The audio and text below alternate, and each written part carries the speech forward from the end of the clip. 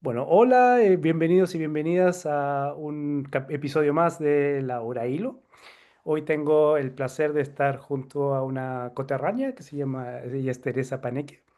Y bueno, es un placer estar con ella porque, bueno, ella, si ustedes empiezan a buscar por allí en YouTube, es una sensación en este momento, no solo en Chile, sino que en América Latina, diría yo y expandiéndose como el universo.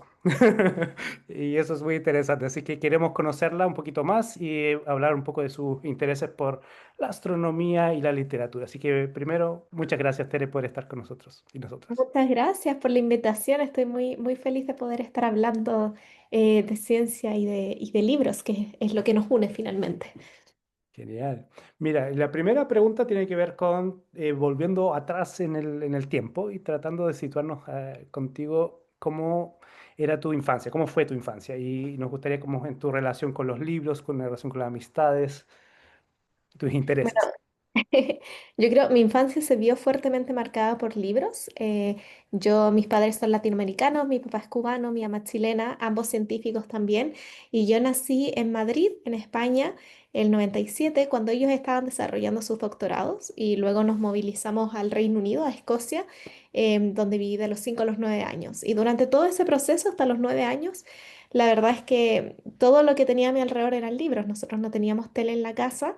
Y me pasaba horas y el panorama de la semana para mí era ir a la biblioteca pública a poder sacar libros y más libros. O sea, en general mis padres, como cualquier estudiante lejos de su hogar, ahorraban el dinero para volver en las fiestas a Chile a estar con la familia. Entonces también durante las vacaciones de verano, yo siempre me acuerdo no hacíamos mucho. Mis papás estaban trabajando, estaban estudiando, qué sé yo, entonces yo me hacía todos estos típicos como desafíos de lectura de la biblioteca, me los hacía una y otra vez. Y a través de los libros también conocía lugares y me inventaba vacaciones, ¿no? Como ir a la playa, entonces yo leía aventuras de amigos. Me gustaban mucho los libros de fantasía, mucho los libros también como de cotidianeidad de personas y de estudiantes o personajes que yo pensaba que quizás podían ser mis amigos. Y siempre he dicho que finalmente a través de los libros, como también yo llego a desarrollar una pasión por la ciencia, porque al final a mí no me ocurre un hito mágico, no me doy cuenta de que soy una bruja o de que hay un mundo en mi ropero, pero me encuentro con las matemáticas y la física.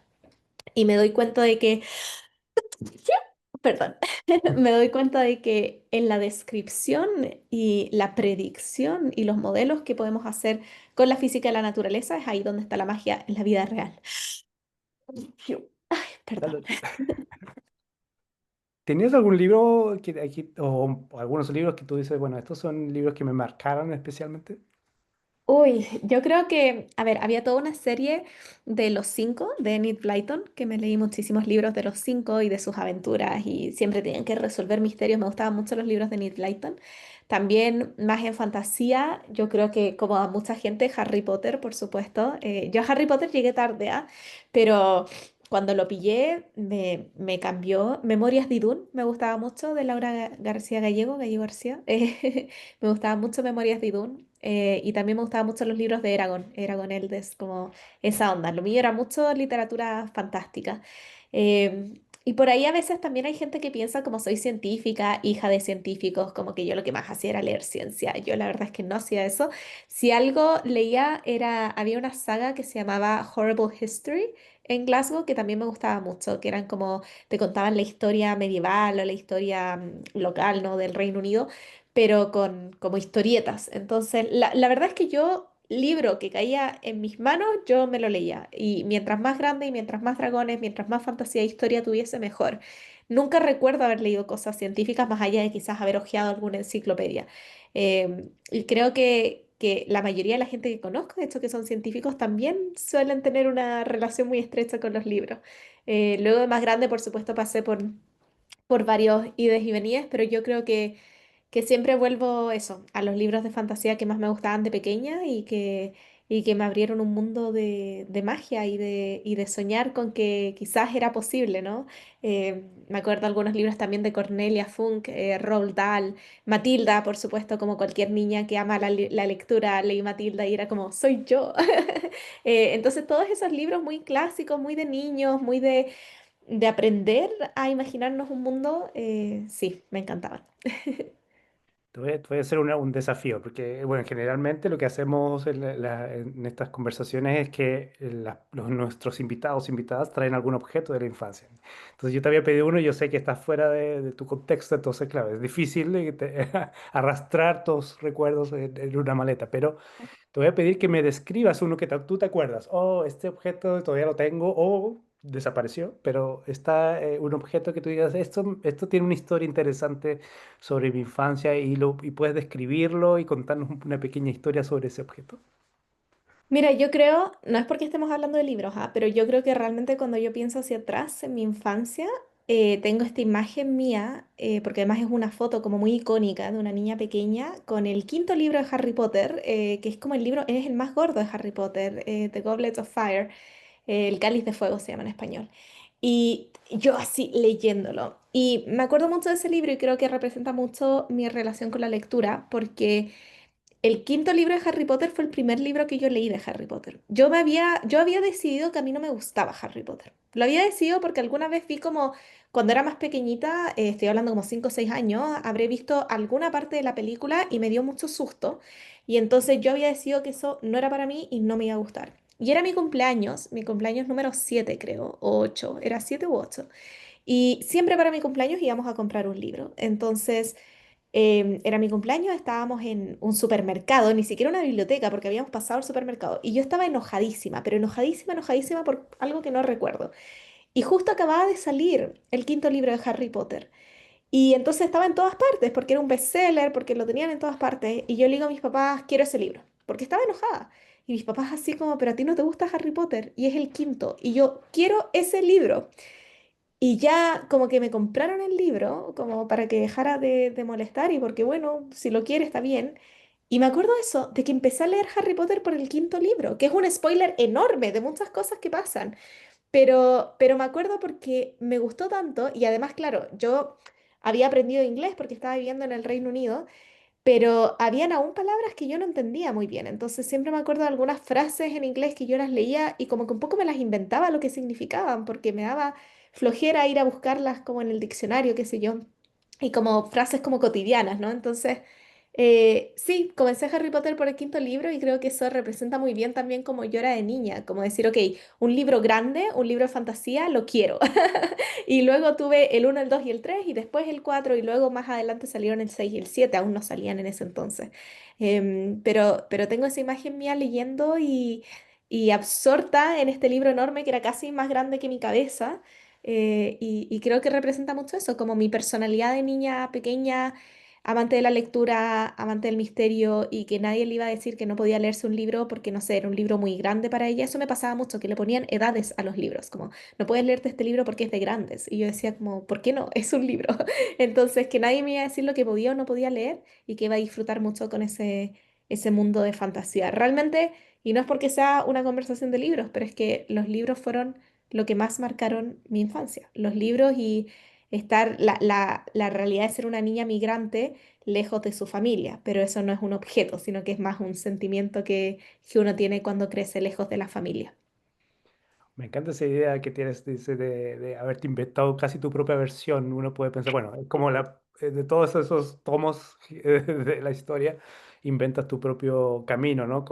De entrada en la historia y además sin conocer tal vez algunas frases que, claro, en el fondo te vas creando una propia versión, ¿no? Eso es Ajá. genial. Mira, me gustaría que si me pudieses contar un poquito sobre ahora cómo te vas en algún momento en tus libros de Carlota mencionas esta idea de que tu mamá te hacía entonces como una escritora, como el camino que tú ibas a ser una escritora y que en el camino te desviaste. Y a ver cómo se fue dando este camino, esta progresión. Sí, esa es parte, de hecho, de los agradecimientos del primer libro, porque claro, yo cuando uno escribe un libro, que además es el sueño máximo para cualquier niña lectora, después poder escribir un libro, uno no sabe si vienen más libros, entonces a mí me da mucha risa, porque yo le metí todo al libro uno de Carlota, y en los agradecimientos hay una parte donde digo, lo estoy leyendo aquí del, del libro, digo, mamá, nunca me he olvidado de un comentario que te escuché decir alguna vez comillas, yo estaba segura de que la Teresita iba a ser escritora, pero se fue por otro camino. Cierro comillas. Y ahí digo, bueno, aquí estamos, gracias por tu confianza, amistad y cariño infinito. Claro, o sea, de nuevo, mi vida eran los libros. Entonces, yo no solamente leía mucho, sino que también escribía mucho, de nuevo, como cualquier infancia lectora, me inventaba mis propias historias. De hecho, Carlota, el personaje de mis libros ahora de grande, tiene el nombre del personaje al cual yo le inventaba historias con mi papá. Mi papá me incentivaba muchísimo esto de imaginarnos mundos fantásticos, historias, y Carlota Jiménez era el personaje de esas narraciones. Entonces, yo no me acuerdo hoy en día qué hacía Carlota Jiménez cuando yo era pequeña, pero el nombre siempre estuvo presente. Entonces Carlota Jiménez después, por supuesto, iba a ser el personaje de esta saga de libros. Y sí, bueno, mis papás siempre, en todo sentido, en todo aspecto de mi vida, haya decidido no ser escritora, siempre me apoyaron mucho. Y yo creo que eso fue muy importante porque me apoyaban en buscarme libros que me gustaran y también me apoyaban en encontrarme a mí misma dentro o fuera de esos libros. Así que sí. Y te adelantaste un poquito a la siguiente pregunta, porque era la idea es preguntar, ¿quién es Carlota? Bueno, puedo decir, bueno, dije un poco el nombre de Carlota, de dónde viene. Ahora, la construcción del personaje, hay mucha gente que piensa que yo soy Carlota, yo no soy Carlota. La historia de Carlota y su búsqueda, Carlota es una niña que le encanta el arte, es una niña de unos 12, 10, 12, 13 años, por ahí más o menos. Va creciendo un poco en los libros porque tienen una cierta secuencia cronológica, pero en general es una niña curiosa, una niña que siente al inicio de la historia sobre todo que la ciencia es algo muy estereotipado para aquellas personas que tienen las mejores notas en el colegio, que siempre tienen todas las respuestas, y ella no se ve como parte de ese mundo. Entonces, su sueño personal es ser artista, recorrer las grandes galerías del mundo y pasarla bien con sus amigas, que es súper válido, ¿no? Pero como muchas veces en la vida, se ve obligada a hacer algo porque le dicen en el colegio que tiene que hacer un trabajo de ciencias. Entonces, en esta situación, ella empieza a hacer un proyecto relacionado con astronomía y se da cuenta de que la astronomía y la ciencia en general es un mundo de preguntas y respuestas. Y algo que me gusta mucho es que yo realmente escribiendo estos personajes me he encariñado mucho no solo con Carlota, sino que también con sus amigas, con Marga, que es Margarita Pérez, su mejor amiga, Lucía, Dani, y solitos es como que los personajes me han ido guiando hacia dónde van, ¿no? Ahora el quinto libro, que por ahora es el cierre de la saga, aunque no es un cierre-cierre, estos libros son muy autónomos, entonces siempre puede haber algún otro.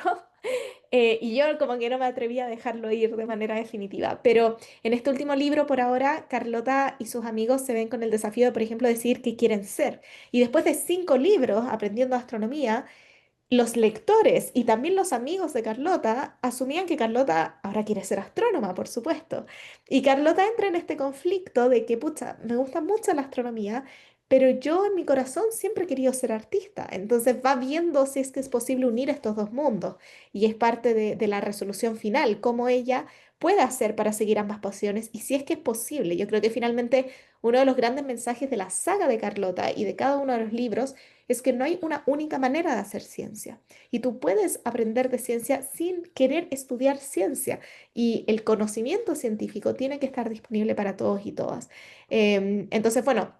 A diferencia de Carlota, bueno, yo también quería hacer muchas cosas, nunca artista, porque creo que es algo en lo cual es uno de los talentos que no tengo, el arte, pero sí soy una persona curiosa y sí, pese a que Carlota no soy yo, la gente que rodea a Carlota tiene mucho que ver con mi propia historia. Su familia es un apoyo fundamental, sus amistades que están siempre ahí, al igual que mis amigas del colegio que al día de hoy siguen siendo mis mejores amigas, y también esta curiosidad y esta búsqueda por respuestas. Así que...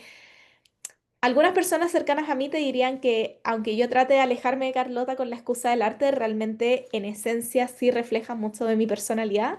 Yo creo que somos distintas, pero ahí un poco es como cuando uno piensa que no se parece a su familia y el resto de la gente dice que sí, ¿no? Está abierto a la opinión de quien lo vea de afuera. Pero mi intención no fue que fuese un retrato mío. Eso sí, seguro. Esa no fue la intención. De ahí a que quizás haya evolucionado un poco a parecerse más a mí, bueno, no lo sé, los lectores tendrán que decidirlo. ¿Y cómo te vas definiendo tú por las ciencias? Hoy, eso también es un temazo, ¿no? ¿Cómo nos definimos fuera de quiénes somos profesionalmente, finalmente? Y creo que es algo que en mi caso es un poco más sencillo hacerlo porque yo no solamente soy una científica, yo también soy una escritora, soy una comunicadora, estoy en redes sociales. em, Creo que me representa más mi personalidad, por ejemplo, mi curiosidad o mis ganas de generar un cambio o de ser un aporte positivo a la sociedad. Creo que mis deseos me representan más que lo que yo hago profesionalmente, porque yo soy curiosa como astrónoma, pero también soy curiosa como autora y soy curiosa como divulgadora científica. Y creo que eso es algo muy bonito, cuando podemos encontrar esos espacios para desencajarnos de lo que se espera de nosotros únicamente por lo que estudiamos o por lo que somos o por nuestro lugar autoimpuesto y estereotipado dentro de la sociedad, ¿no? Porque yo soy una mujer y la sociedad muchas veces dice que las mujeres deberían tener cierto espacio y cierta voz y cierto efecto en la sociedad, pero yo lejos salirme de eso. Y creo que eso también es algo que me han entregado los libros, ¿no? Porque cuando yo leía libros, hay otro libro muy bonito que se llama como Dos princesas sin miedo o Dos princesas valientes y ese es un libro que me gustó mucho, al igual que Ella está encantada, porque son libros donde las protagonistas son mujeres, son chicas, pero como que se hacen cargo de su propia historia. Y siento que yo, cuando leía Harry Potter, yo me veía como Hermione y me veía como alguien inteligente y alguien valiente y alguien que quería sus amistades. Y cuando leí estos otros libros, también me veía y decía, wow, yo puedo ser una guerrera, yo puedo ir y salvar el mundo, no necesito que alguien me salve a mí. Entonces siento que ahora, claro, soy astrónoma, pero soy mucho más que alguien que hace ciencia y en mi ciencia trato de ser mucho más que aquello para lo cual me formaron. Trato de ser alguien empática, trato de empujar las barreras para que no sea solamente cuánto sé, sino que también cómo comunico lo que sé, cómo trabajo con otras personas que saben otras áreas que yo no sé. Entonces creo que es cómo vamos armando ese puzzle y cómo vamos también saliendo de lo que nos dicen que debemos ser, lo que nos puede identificar de mejor manera.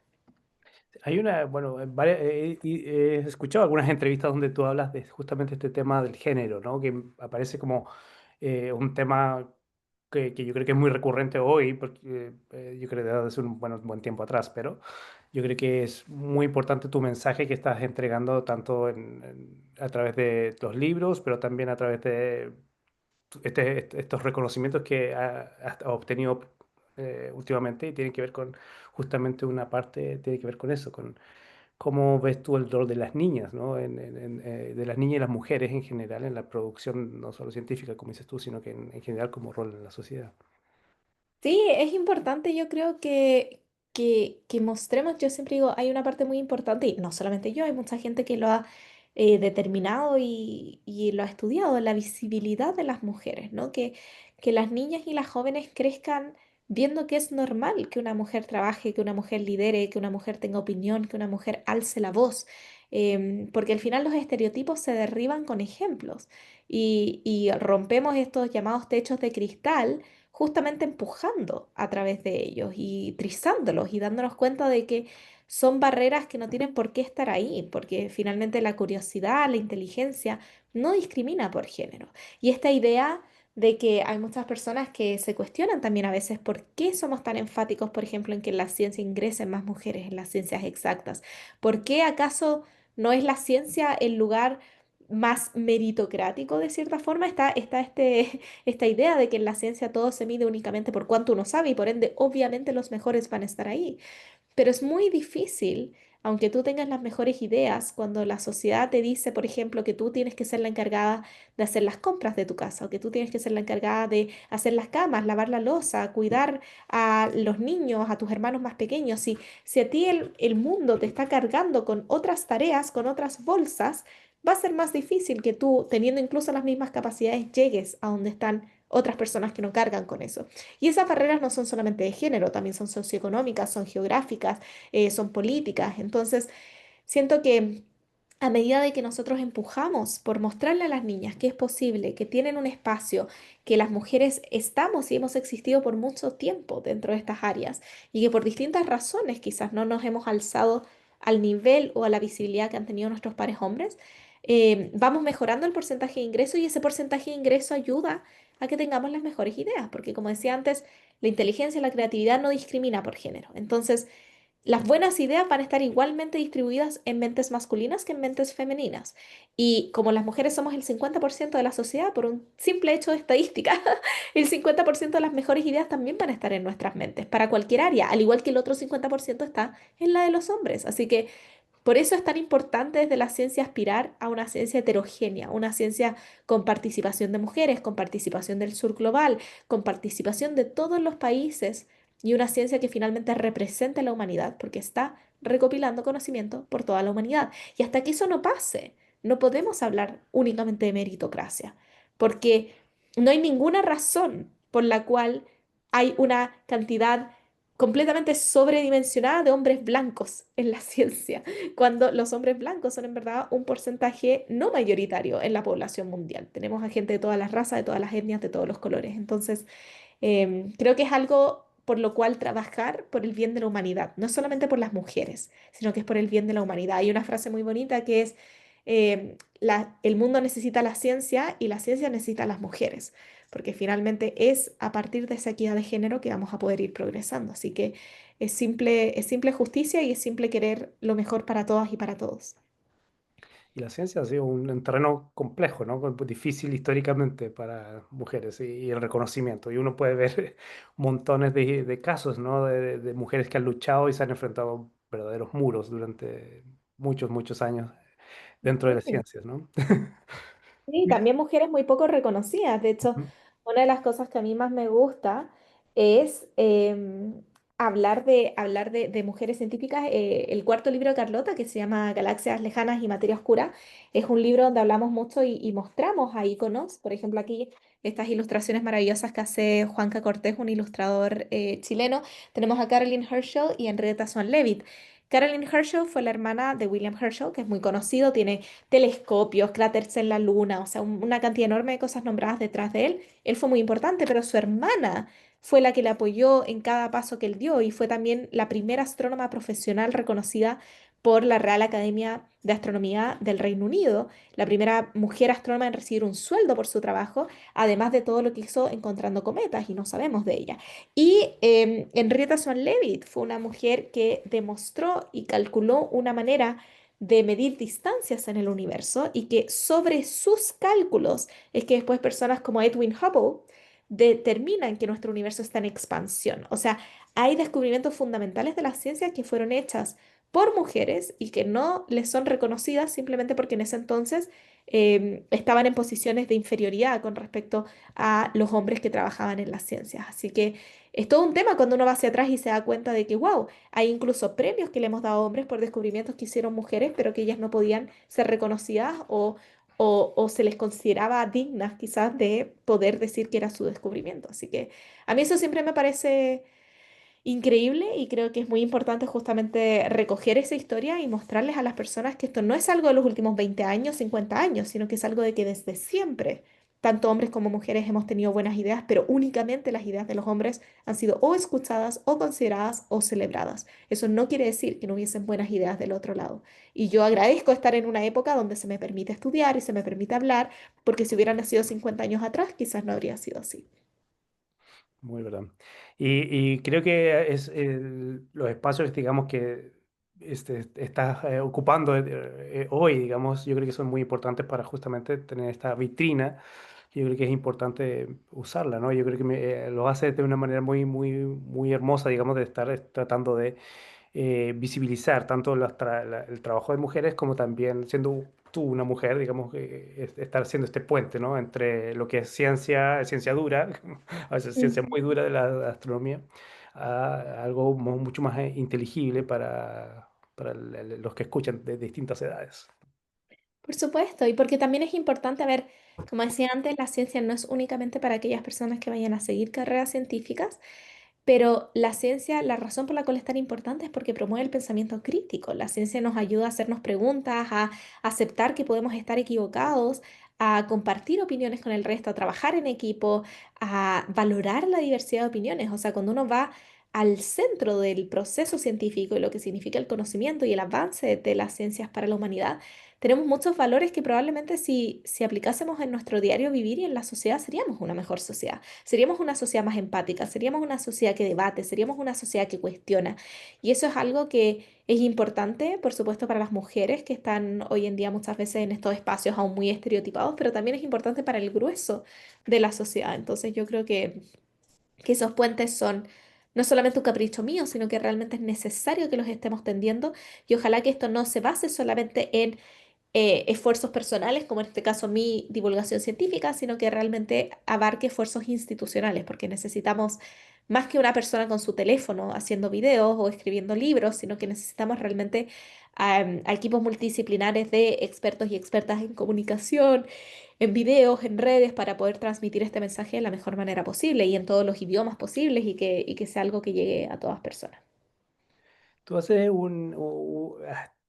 por tu labor de científica, haces de escritura de papers, me imagino, y eso es todo un reto y probablemente se ocupa toda una técnica de cómo escribir papers. Pero por otro lado, estás escribiendo estos libros para niños. Entonces, ¿cómo concilias estos dos mundos que parecen tan distintos, a pesar de que es escritura también? Sí, sí, supongo, yo en mi cabeza no lo veo tan distinto. La diferencia es el público con el cual me estoy comunicando y la manera en la cual me estoy comunicando, ¿no? Pero creo que me ha servido mucho también el tema de la escritura y la comunicación de las ciencias para mi labor científica más formal. Me ha servido mucho para a veces poder hacer charlas o acercar los conocimientos, porque las personas asumen que los científicos y los astrónomos sabemos mucho de todo, pero en verdad uno se especializa muchísimo en la pregunta que está resolviendo. Entonces, es completamente normal que yo en una conferencia explique algo y si yo doy por hecho que todos saben de lo que estoy hablando, voy a estar equivocada, porque hay mucha gente que no es especialista en mi área. Siendo especialista quizás, o sea, estudiando temas de áreas muy cercanas, específicamente las técnicas y los métodos y lo que yo estoy estudiando, no va a ser algo en lo cual necesariamente ellos entiendan. Entonces, hacer el mismo proceso que hago cuando escribo un libro o cuando hago un video de presentar bien los conceptos e ir bajando de a poco y ampliando la información, es algo que también me ha servido mucho para comunicar mi ciencia a mis pares científicos. Em, y bueno, también a veces un poco me excedo, ¿no? Por ejemplo, yo creo que la crítica más usual que me hacían mis supervisoras a mis artículos científicos es que eran muy descriptivos. Y yo decía, bueno, eso es porque lo estoy escribiendo a veces como un libro.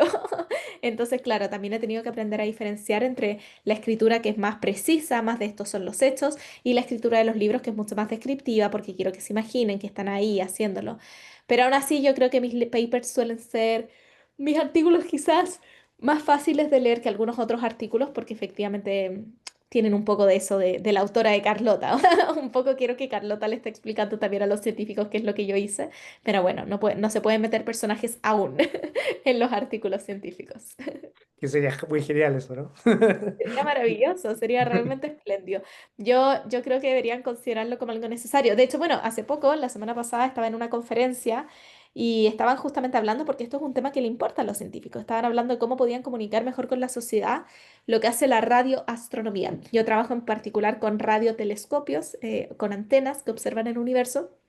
Y era como, ¿cómo podemos hacer que la gente sepa mejor esto? Y mi supervisor, mi profe, dice, bueno, que la Tere escriba otro libro de Carlota y la radioastronomía. Así que igual quién sabe, quizás los astrónomos también se dan cuenta que comunicar con personajes puede ser bastante útil para nosotros y para el público en general.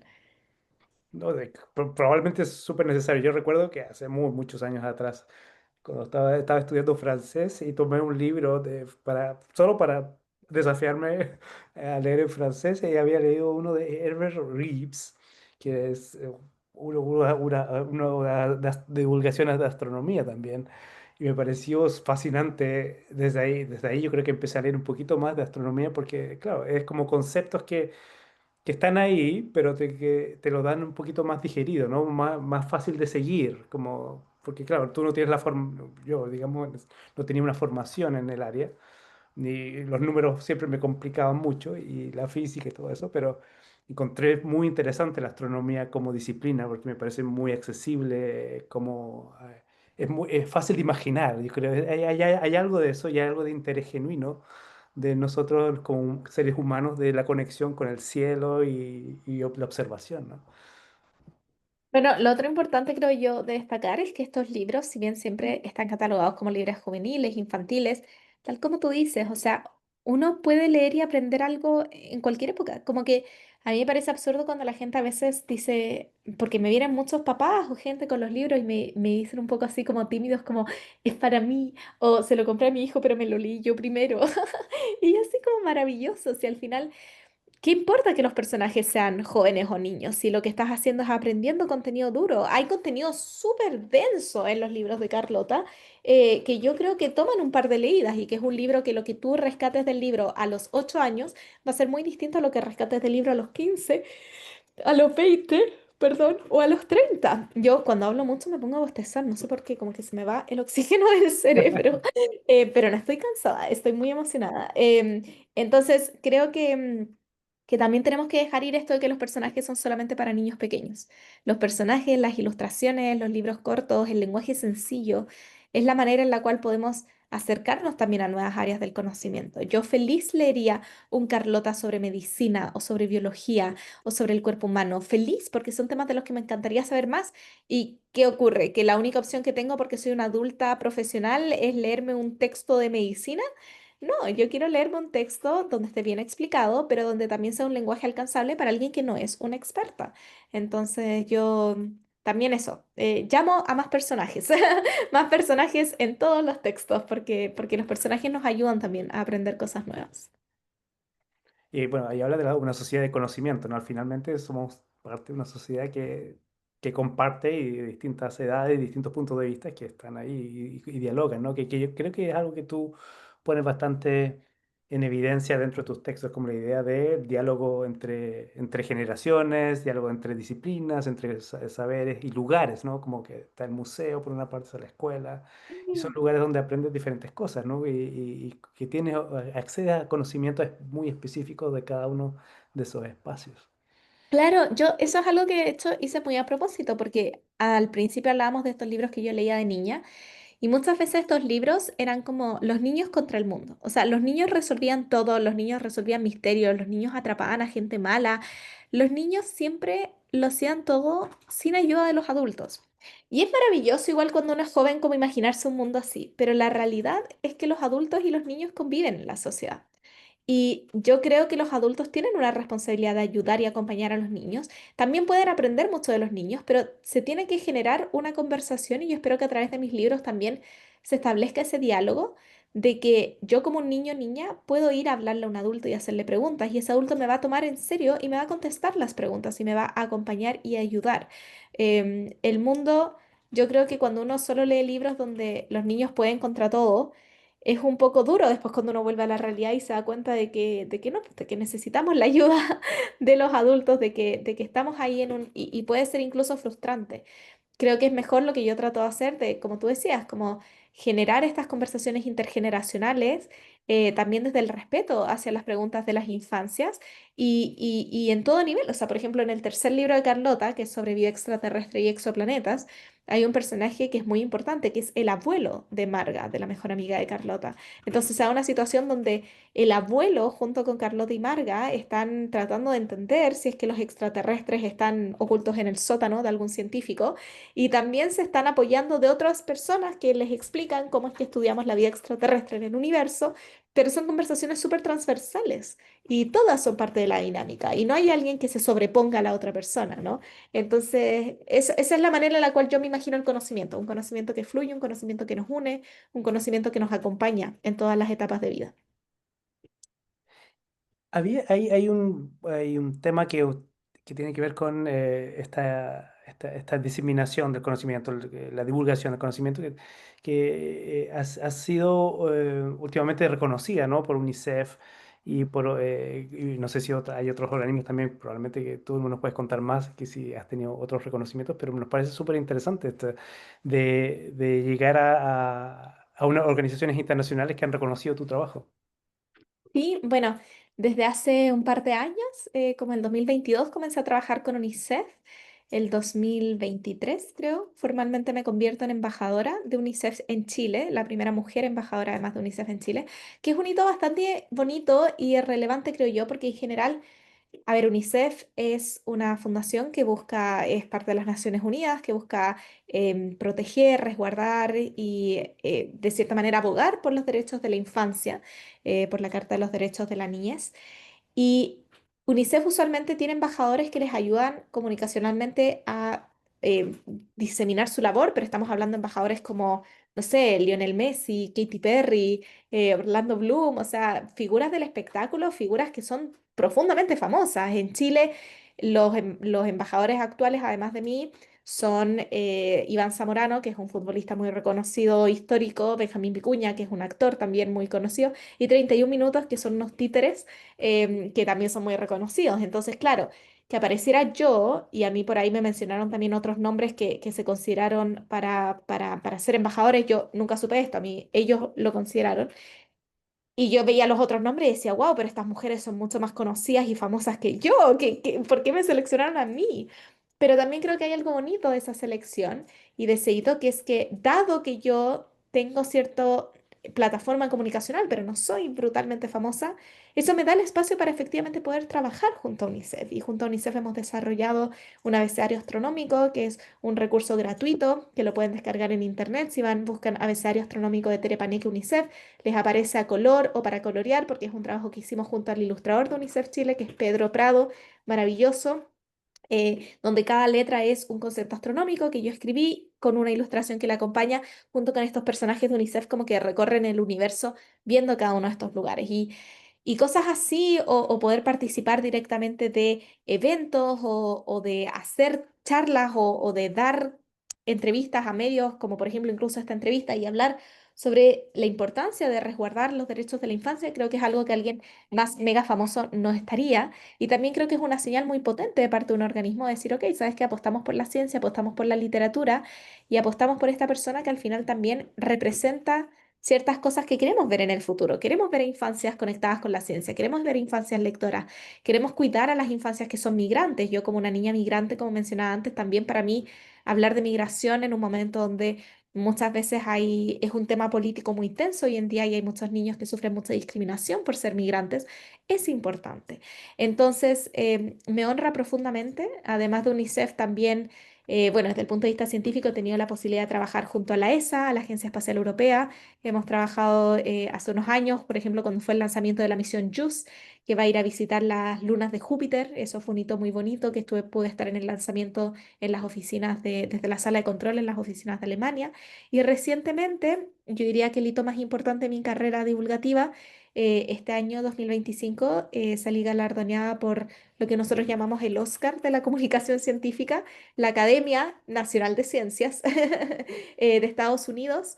em, a través de su premio, el Erika Wendy Schmidt Award for Excellence in Science Communication, me premió como ganadora de la categoría de estudiante de posgrado, como de alguien que está haciendo ciencia y también haciendo comunicación a gran nivel. Así que ahora me toca, al igual que los Oscar, ¿no? Ponerme un vestido elegante, ir a una gala en Washington, D.C.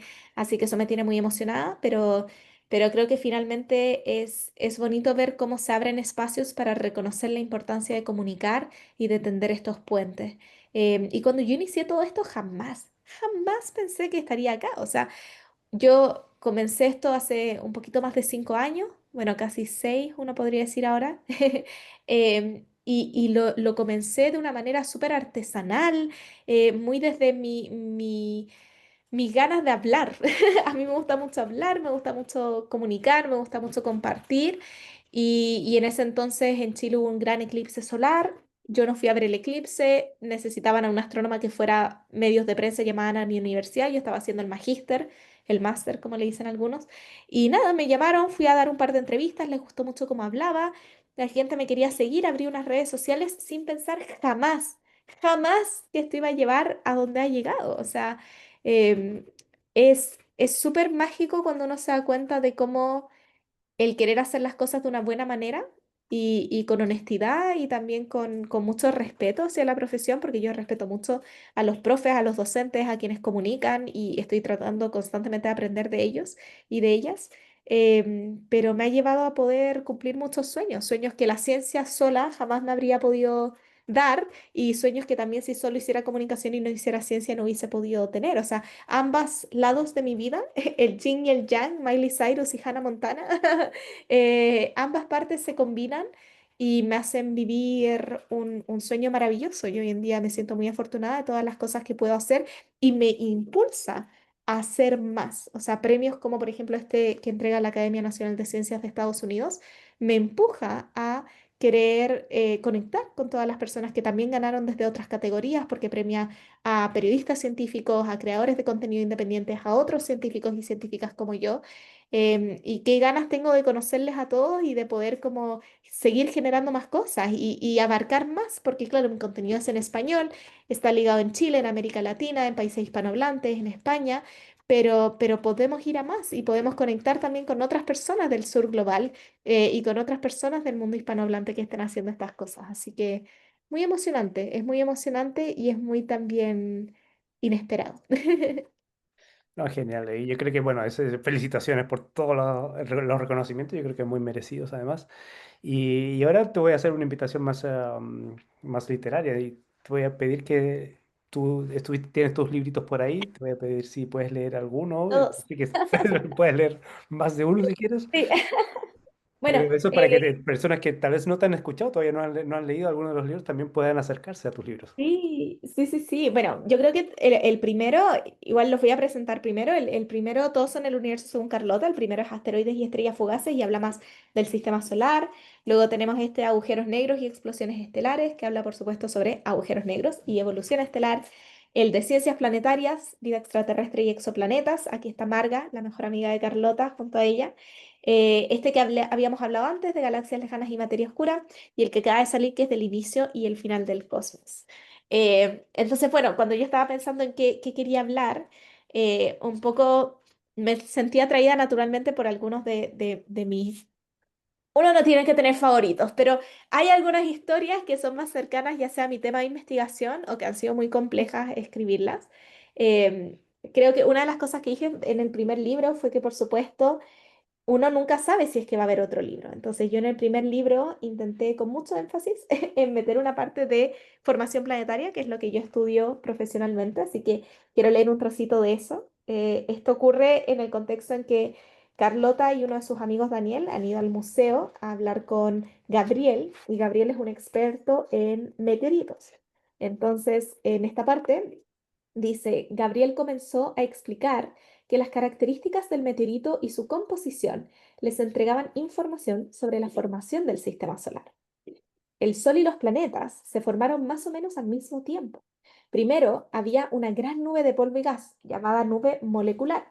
El material de esta nube empezó a compactarse, formando estrellas.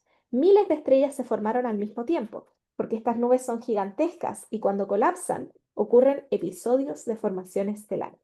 En torno a cada estrella recién formada queda material dando vueltas, polvo y gas que creaban un disco. Gabriel les dijo que se lo imaginaran como un platillo dando vueltas alrededor de una estrella joven. Este disco se llama disco protoplanetario y en él se forman los planetas, asteroides y cometas, todo lo que compone el sistema solar. Tengo otra pregunta, dijo Carlota. Si todo se forma al mismo tiempo, ¿cómo es que no chocan las cosas? ¿O por qué no se forma solo un planeta? ¿Por qué algunas cosas son mucho más grandes que otras? Bueno, creo que en verdad son varias preguntas. Todas muy interesantes, respondió Gabriel. Mira, yo no soy experta en formación de planetas, pero puedo asegurarte que, aunque lo fuera, no podría responderte todas las preguntas. Hay mucho que aún no entendemos sobre cómo se forman los planetas. Lo que sí sabemos es que son procesos muy caóticos. Tal como tú piensas, todo choca con todo. Quizás yo pueda comentar más al respecto, dijo Catalina. Dependiendo de dónde se forma un planeta, va a ser la cantidad y tipo de material disponible. Pensamos que los planetas pequeños y rocosos como la Tierra se forman cerca de la estrella. Los planetas como Júpiter o Saturno se forman más lejos, donde hay mayor cantidad de gas. Durante los millones de años que dura este proceso, los planetas que se van formando pueden chocar. Algunos caen hacia la estrella y otros nunca logran acumular suficiente masa como para ser realmente planetas. Es todo muy caótico al inicio y mucho material queda dando vuelta. Restos pequeños como resultado de colisiones entre objetos más grandes. Todo lo que no logra ser planeta queda al final como asteroide, cometa u otros cuerpos mínimos. ¿Hay planetas que se caen al Sol?, preguntó Daniel con voz preocupada. ¿Podría la Tierra caerse al Sol? Y bueno, ahí, solo para cerrar esa idea, para que nadie quede en caos, iba a leer hasta ahí, pero me di cuenta que era un final un poco dramático, así que vamos a leer un poquito más la respuesta a esa pregunta. Dice, para nada, no te preocupes, todo esto pasó hace más de 4.000 millones de años, respondió Catalina. Hoy en día, el sistema solar es muy estable, ya no pasan esas cosas, pero nos interesa mucho saber cómo y con qué materiales se formaron inicialmente los planetas. Eso nos permitiría entender, por ejemplo, por qué hay vida en la Tierra. Y por eso el estudio de meteoritos es tan importante, complementó Gabriel. Como todo se formó del mismo material inicial, los meteoritos nos entregan información de cuáles eran los ingredientes con los que se crearon los planetas y todo el resto de las cosas. Entonces, creo que, bueno, ese es un ejemplo del libro uno. Un ejemplo también muy ligado a la ciencia y al conocimiento científico. Estos libros siempre van intercalando historias científicas, conocimiento científico, perdón, con historias reales. Por ejemplo, el libro 5, que es el que acaba de salir, que es el del inicio y final del cosmos, como se ve en la portada, hay muchos gatitos, ¿ok? Si buscan el libro también, quienes quizás no estén viendo la imagen de esta conversación, hay muchos gatos en la portada, además de Carlota y Marga. Y eso es porque la historia, y de hecho la parte de atrás del libro, comienza con que tienen en común una gata perdida y el origen del universo. O sea, en esta historia lo que hacemos es ir complementando entre material científico, que además es muy denso en el quinto libro, o sea, el fondo cósmico de microondas, el origen del universo, el final del universo, energía oscura. Hablamos de ecuaciones complejísimas, ecuaciones de Friedman, la visión de Einstein. Y hablamos de todo esto y en paralelo hay una historia de una gata perdida, de encontrar el origen de la gata y el origen de los gatitos, de qué va a ser Carlota cuando grande, y ir entremezclando esas historias. Yo creo que es el mayor desafío de Carlota, o sea, de escribir a Carlota, digo. Porque, por ejemplo, ¿puedo leer un pedazo de este, chiquitito? Dale, dale. Porque, por ejemplo, hay una parte aquí donde al final están tratando bueno, de ponerle nombre a los gatos. Entonces dicen, aquí están Daniel, Marga, Lucía y Carlota con los gatos ya rescatados. Spoiler, pero tiene que haber un final feliz. Y entonces dicen, lo amo, dijo Lucía, intentando acercarse para acariciarlo, pero el gatito la esquivó. No le gusta mucho que lo toquen, comentó Marga. He aprendido eso de Cleo. Los gatos son muy buenos poniendo límites. Tengan ojo sobre todo con los adultos, en no forzarlos a recibir cariño. Si se alejan o les corren la mano con su patita, es mejor darles espacio. Deberíamos llamarlo Earendel, propuso Carlota, sin dejar de mirar al gatito negro. ¿No íbamos a ponerles nombres astronómicos?, preguntó confundido Daniel. Eso suena a un nombre de fantasía. Earendel es una de las estrellas más distantes que hemos podido observar. Su luz nos entrega información sobre cómo eran las primeras estrellas que iluminaron el universo oscuro.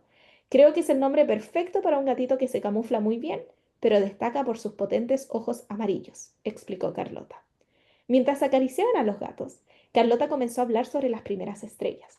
Explicó cómo, después del Big Bang, el universo estaba compuesto principalmente por hidrógeno, helio y un poco de litio. Las primeras estrellas que pudieron formarse contenían solo esos ingredientes y fueron bolas gigantes de gas, al menos 10 veces más grandes que el Sol, que en sus interiores formaron nuevos elementos como carbono, oxígeno y hierro antes de colapsar en supernovas. Gracias a esas primeras estrellas fue posible también generar las primeras partículas de polvo que luego formaron planetas. Recuerdo que estudiamos las estrellas en el taller de ciencias para las Olimpiadas, comentó Lucía.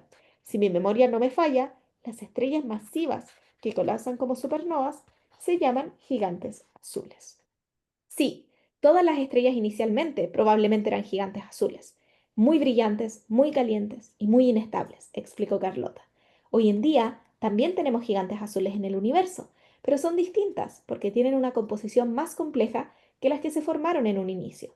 Es difícil estudiar las primeras estrellas, porque como existieron hace tanto tiempo, su luz está enormemente afectada por la expansión del universo, por lo que llega de forma tenue, con menos energía, haciéndola más difícil de detectar. Es el nombre perfecto entonces, y para que combinen, la mamá de Earendel debería llamarse Supernova. Además, con los parches blancos que tiene en el pecho, es como si estuviese ocurriendo el colapso de una estrella, dijo Daniel sonriendo. Entonces ahí te das cuenta de esta idea de que vamos como haciendo un buffer entre la ciencia y bueno, en este caso es un capítulo muy centrado en ciencia, pero igual le metemos un poquito de los gatitos. Hay otros capítulos que son 100% de los gatitos. Entonces vamos como también dándole pausas al lector o lectora para que pueda digerir todo el conocimiento que va aprendiendo a la rápida. No, y es tremendamente importante. O sea, cuando haces este tipo, una de las cosas que hacemos en Hilo Colectivo es crear algunos libros que tienen que ver justamente con niveles de lectura que son diferentes, digamos, y Sí. porque el niño o la niña está aprendiendo y está atendiendo diferentes niveles, digamos, y a veces el nivel muy alto a veces tienes acceso a eso, otras veces no tienes todavía las herramientas, los recursos para acceder a esos niveles, entonces Claro. te vas quedando con otras informaciones que van a los lados. Yo creo que por eso es importante, yo creo que justamente en ciencias, generar estos escalones, ¿no? Donde accediendo a un tipo de conocimiento y ese te sirve para construir bases para ir subiendo Sí, la escala, y ¿no? también ojo porque hay una diferencia muy grande. El extracto que leí, por ejemplo, del libro uno. El primer libro hablamos de cosas que son muy cercanas, ¿no? Júpiter, los planetas, la Tierra, rocas, gas. Y ya en el libro, en el último extracto que leí, estamos hablando de elementos químicos, de explosiones, de supernovas. Y si te fijas en una parte, Lucía dice, creo que eso lo estudiamos en el taller. Y eso es porque efectivamente todo eso se estudió en el libro 2, que es cuando estaban aprendiendo de estrellas. Entonces, yo le he avisado a todo el mundo que el libro 5 es más denso, pero que también construye mucho sobre conceptos que hemos visto en los otros libros de la saga. Los libros son completamente independientes entre sí, pero es verdad que, de cierta manera, si tú ya has leído el libro uno, el 2, el 3 y el 4, has ido acumulando cierta cantidad de conocimiento, porque hay muchos temas que se van repitiendo, pero que los vamos viendo de otras formas, y ya cuando llegas al libro 5, que es más complejo a nivel científico, tienes una base sobre la cual sostenerte de que ya sabes qué quiere decir que estas estrellas generen elementos en su interior. O las supernovas ya las hablamos cuando hablamos de muertes de estrellas. Entonces, bueno, yo creo que hay mucho a aprender aún de mi parte didáctica y de cómo hacer esto de la mejor manera posible. Pero en el peor de los casos le estoy entregando mucha información a los peques para que después las vayan a buscar y vayan a aprender más sobre todos estos temas que están hablando sus personajes en el libro. Y como Harry Potter, puedes empezar por el libro 5 y después te vas. Claro, exactamente. Y hay algunos que lo hacen. De hecho, a mí me da mucha risa porque los libros actualmente están en Chile, están en Colombia, en Argentina. Bueno, en Colombia hay tres. En Chile están los cinco, ¿no? En Colombia hay tres, en Argentina hay uno. En Brasil van a estar próximamente, se están traduciendo al portugués. Van a estar en Turquía, porque sí. Y en Estados Unidos, que es lo que me da más risa, en Estados Unidos hay uno. Pero el que está es el tercero. Yo, esas son decisiones editoriales que no pasan por mí, pero me da mucha risa porque es como un poco cómico, ¿no? Como, ok, está el tercero, no está ni el primero ni el segundo, está el tercero y está en español además. Así que, bueno, el sueño por supuesto sería que estos libros puedan llegarle a más personas. Al final ha sido un aprendizaje también navegar el mundo editorial y darme cuenta de cómo funciona. Mi editorial es Planeta, que es una editorial muy grande, pero que también funciona muy segmentada entre los distintos países, sobre todo fuera de México y España. Así que nada, estamos empujando para que ojalá pueda llegar a más partes, ser traducido y que más personas puedan disfrutar de aprender del universo junto a Carlota. Justamente la última pregunta que te voy a hacer para ir cerrando también tiene que ver con esta idea de los migrantes, que ya lo mencionaste antes, pero bueno, tú estás en Estados Unidos hoy, digamos, viviendo allí. Entonces, ¿cómo tú vives esta idea de eh, estar en otro país, estar aprendiendo un nuevo, bueno, tú ya eres fluente probablemente en inglés, pero tener esta doble de ser bilingüe y por otro lado tratar de mantener como, no sé si eso tenía algún tipo de influencia en tu escritura, pensando en estos libros, digamos, o si tú te los imaginas en una progresión, tal vez crear algo que tenga que ver con estos niños que además de ser niños y niñas, también son bilingües y que tienen este cerebro, digamos, especial que apunta que está hablando en dos idiomas al mismo tiempo, o tres, o cuatro. Sí. Bueno, yo creo que, a ver, los libros también siempre fueron un ancla muy fuerte a mi idioma. Por ejemplo, cuando yo me voy de España a los 5, yo ya sabía leer, y si bien en mi casa siempre se habló español, el leer libros en español me mantuvo muy presente en el idioma, y de la misma manera cuando yo me voy a los 9 de Escocia a Chile, Yo nunca más hablo inglés con otra persona, pero leía libros y eso yo creo que también me mantuvo el idioma perfectamente y luego, claro, la música, las series, qué sé yo, pero en un inicio siempre los libros en inglés, mucha de mi biblioteca está en inglés. Em, y, y yo creo que em, yo no siento la necesidad quizás de escribir un libro como de cierta manera en Spanglish, como medio en español, medio en inglés. Me gusta mucho escribir en español, me gusta mucho hacer comunicación en español, me gusta mucho reivindicar mi idioma, que es el castellano, porque finalmente creo que el idioma tiene mucho de tradición, tiene mucho de arraigo cultural, hay ciertos modismos también que son más chilenos en los libros, por supuesto, porque se escriben por una chilena en Chile. Y creo que es una manera también de darnos a conocer hacia el mundo. Al final, si todos escribimos en inglés o si todos escribimos en castellano de España, entonces estamos también obviando esa diversidad, ¿no? Carlota es una niña chilena, entonces por supuesto que va a hablar en chileno, aunque no tengamos tanta... Sería terrible si fuera Argentina, porque ahí tendría hasta los acentos corridos, pero bueno, en Chile simplemente tenemos algunas palabras que son más distintas y me gusta mucho poder hacer ciencia con ñ, ¿no? Como hacerlo en mi idioma y hacerlo de esa manera. Sí me gustaría, por supuesto, que estén traducidos para que puedan llegar a más personas. He pensado a veces en traducirlos yo misma, pero bueno, ahí de nuevo hay como todo un mundo editorial, las ilustraciones también que están asociadas a Carlota. Creo que también trabajar, uno no lo piensa mucho cuando uno lee libros donde solo la portada está ilustrada, pero estos libros también tienen ilustraciones dentro y el trabajo que ha hecho Juanca y la identidad que tiene Carlota a través de sus ilustraciones es tan fuerte que siento que tienen que ir como un pack, ¿no? Como que tiene que ser Carlota como la visualiza Juanca, como yo trabajar con un ilustrador fue una experiencia muy nueva para mí y esto como de transmitirle lo que uno piensa en la cabeza que es el personaje y que la cree, como él crea el imaginario de Carlota que los niños y las niñas ven. Entonces, bueno, es maravilloso. Yo hoy en día, como tú dices, estoy en Estados Unidos, pero estoy de paso. Yo no pretendo quedarme en Estados Unidos, pretendo más bien aprender, hacer como ese intercambio de conocimiento con la gente con la que trabajo y luego ojalá volver a Chile. Yo sueño con volver a mi país. He estado la mitad de mi vida, más de la mitad de mi vida fuera de Chile, entre el doctorado, entre mi infancia, entre ahora. Viví apenas de los 9 a los 22 en Chile.